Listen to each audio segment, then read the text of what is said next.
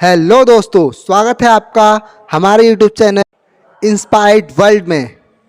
आज हम धन के विज्ञान the secret of the millennial mind का 1.1 पार्ट करेंगे। तो बिना देरी किए चलो स्टार्ट करते हैं। आज की दौलत की फाइल नंबर 1 है।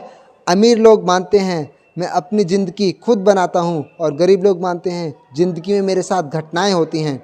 अगर आप दौलत उत्पन्न करना चाहते हैं तो यह मानना अनिवार्य है कि आप अपने जीवन, खास तौर पर अपने बीते जीवन की स्टीयरिंग व्हील पर आप खुद बैठे हो। अगर आप ऐसा नहीं मानते हो तो इसका मतलब यह है कि आपने अपने जीवन पर बहुत कम नियंत्रण है या मानो नियंत्रण है ही नहीं। इसलिए अपना वित्तीय सफलता पर भी आपको बहुत कम नियंत्रण है या मानो नियंत्रण है ही नहीं। यह नज़रिया अमीर लोगों का बिल्कुल भी नहीं होता। क्या आपने कभी गौर किया है कि आमतौर पर गरीब लोग ही लॉटरी खेलने के लिए बहुत सा पैसा लगाते हैं। वे सचमुच मानते हैं कि उनके पास दौलत आने का तरीका यही है कि कई बक्से में से उनके नाम की पर्ची उठा ले। वे शनिवार की रात को टीवी से चिपके रहते हैं और लॉटरी का ड्रॉ देखते रहते हैं ताकि अगर उस सप्ताह दौलत उन पर मेहरबान हो तो उन्हें दीख जाए। निश्चित रूप से हर व्यक्ति लॉटरी जीतना चाहता है और अमीर लोग भी कभी कभार मज़े के लिए लॉटरी खेल लेते हैं। लेकिन पहली बात, वे लॉटरी टिकट पर अपनी आधी तनख्वाह खर्च नहीं करते और दूसरी बात, लॉटरी जीतना दौलत बनाने की उनकी मूल रणनीति नहीं होती। यानी उनका मेन जरिया दौलत बनाने का केवल लॉटरी के भरोसे ही नहीं होता। आपको ये यकीन करना होगा कि धन और सफलता के मामले में आप ही अपनी सफलता का निर्माण करते हैं और आप ही अपनी असफलता का निर्माण करते हैं। चेतन या अचेतन रूप से आप ही जिम्मेदार हैं, ये आपको मानना होगा। जीवन में होने वाली घटनाओं की जिम्मेदारी लेने की बजाय गरीब लोग पीड़ित की भूमिका निभाने का चुनाव करते हैं। पीड़ित लोगों का प्रमुख विचार अक्सर बेचारा बना रहना ही होता है। इसलिए इरादे का नियम के कारण पीड़ित लोग यही मिलता है, वे बेचारे ही बने रहते हैं। ध्यान दें, मैंने कहा था पीड़ित की भूमिका निभाना, मैंने ये नहीं कहा था कि वे पीड़ित हैं। मैं नहीं मानता हूँ कि कोई भी व्यक्ति पीड़ित है। मैं मानता हूँ कि लोग पीड़ित की भूमिका इसलिए निभाते हैं क्योंकि वे सोचते हैं कि इससे उन्हें कुछ मिलता है।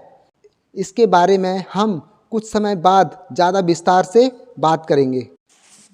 आपको कैसे पता चल सकता है कि लोग पीड़ित की भूमिका अदा कर रहे हैं? इसके मैं दो उदाहरण देके आपको समझाना चाहूँगा। तो पहला उदाहरण है, वे अमीर क्यों नहीं हैं। पहला उदाहरण है दोस्त मरना। अगर उनसे पूछा जाए कि वे अमीर क्यों नहीं हैं तो इस बात पर ज़्यादातर पीड़ित दोस्त मरने के खेल में बहुत माहिर होते हैं। वे इस खेल को उद्देश्य यही है कि आप कितने सारे लोगों को, परिस्थितियों को दोषी ठहरा सकते हो। दिलचस्प बात यह है कि पीड़ित खुद की तरफ देखते तक नहीं, वे केवल दूसरों का ही दोष मरते हैं।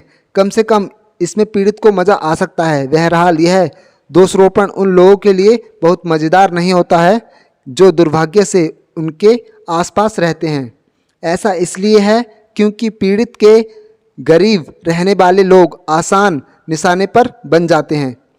पीड़ित व्यक्ति अर्थव्यवस्था को दोष देते हैं, वे सरकार को दोष देते हैं, वे शेयर बाजार को दोष देते हैं, वे अपने ब्रोकर को दोष देते हैं, वे अपने बिजनेस के प्रकार को दोष देते हैं, वे अपनी कंपनी के मालिक को दोष देते हैं, वे अपने कर्मचारियों को दोष देते हैं, वे अपने मैनेजर को दोष देते हैं, वे हेड ऑफिस को दोष देते हैं, वे अपने ऑफलाइन डाउनलाइन को दोष देते हैं, वे कस्टमर की सर्विस को दोष देते हैं, वे शिपिंग डिपार्टमेंट को दोष देते हैं, वे अपने पार्टनर को दोष देते हैं, वे अपने जीवन साथी को दोष देते हैं, वे ईश्वर को दोष देते हैं।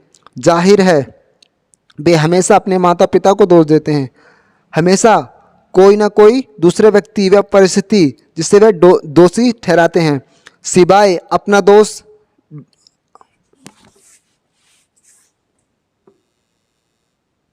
वे पूरी दुनिया को दोषी ठहराते हैं।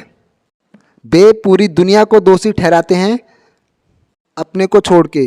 वे अपने में कोई दोष नहीं देखते हैं, वे केवल दुनिया में ही समस्या निकालते हैं। ऐसे व्यक्ति केवल दोष ही मढ़ते हैं। और दूसरे उदाहरण में पीड़ित व्यक्ति केवल खुद को सही ठहराता है, हर चीज़ में अपने आप को सही ठहराने की कोशिश करता है। अगर पीड़ित किसी दूसरे पर दोष नहीं मढ़ रहे हैं अगर पीड़ित किसी दूसरे पर दोष नहीं मढ़ रहे हैं तो अक्सर आप पाएंगे कि वे अपने आप को सही ठहरा रहे हैं या तर्क दे रहे हैं या इस तरह की बात कह रहे हैं, पैसा सचमुच महत्वपूर्ण नहीं है।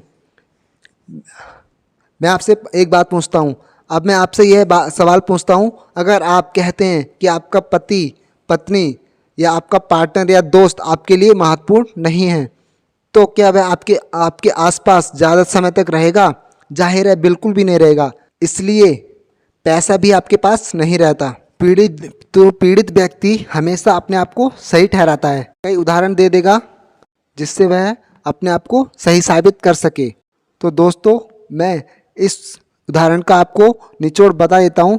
पैसा उन क्षेत्रों में बहुत महत्वपूर्ण है जिनमें वह काम करता है और उन क्षेत्रों में बहुत ही महत्वहीन है जिनमें यह काम नहीं करता है। और हालांकि हो सकता है प्रेम से दुनिया चलती हो, लेकिन निश्चित रूप से प्रेम किसी अस्पताल, चर्च या मकान की इमारत का भुगतान नहीं कर सकता है। यह किसी की भरपेट भोजन भी नहीं खिला सकता है। तो ये उदाहरण यहीं पे हम समाप्त कर। और लास्ट में आज की दौलत का सिद्धांत है, पैसा उन क्षेत्रों में बहुत महत्वपूर्ण है जिनमें यह काम करता है और उन क्षेत्रों में बहुत ही महत्वहीन है जिनमें यह काम नहीं करता है। तो ये बात आप अच्छे से ध्यान में बिठा लें और इसको अपने जीवन में अप्लाई ज़रूर करें। तो यहीं पर हमारे the secret of the millionaire mind का पार्ट समाप्त होता है। मिलते हैं बहुत ही जल्द हम नेक्स्ट वीडियो में। तब तक के लिए जय हिंद, जय भारत। चैनल पे नए हो तो सब्सक्राइब जरूर कर लेना और इंस्टाग्राम पे देख रहे हो तो फॉलो करना मत भूलना। मिलते हैं नेक्स्ट वीडियो में।